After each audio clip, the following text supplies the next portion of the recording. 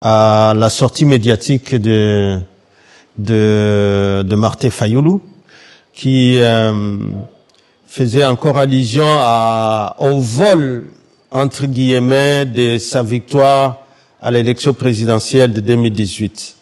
C'était cela.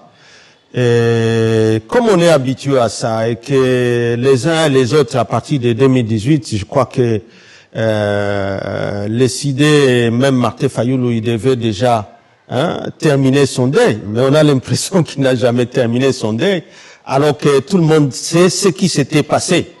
Comment Félix a été proclamé, comment il y a eu des recours à la Cour constitutionnelle et comment les résultats définitifs étaient proclamés, et que tout de suite, les injonctions qui sont venues auprès de tout cela qui était de la Mouka.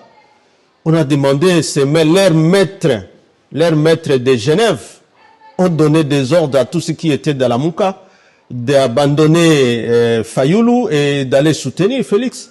Tout le Lamouka est allé chez Félix.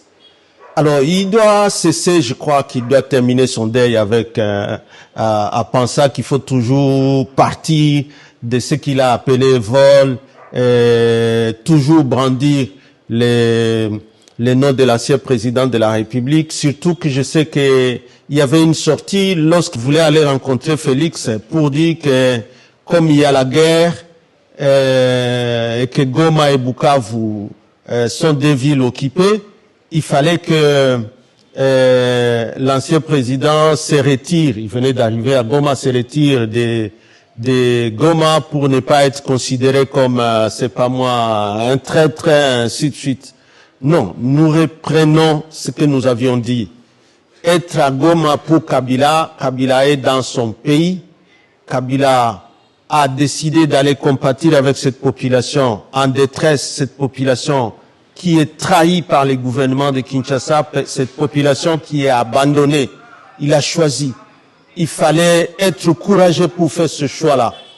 La meilleure façon de revenir sur les élections de 2018, ce n'est pas en même temps en s'alliant. Vous vous rappelez les élections de 2023, il est allé presque en dernière minute, sans les autres candidats de son parti. Est-ce que c'est parce qu'il était rassuré qu'il aura le score de 2018 ou il est simplement allé légitimer ces élections qui nous font mal jusqu'aujourd'hui?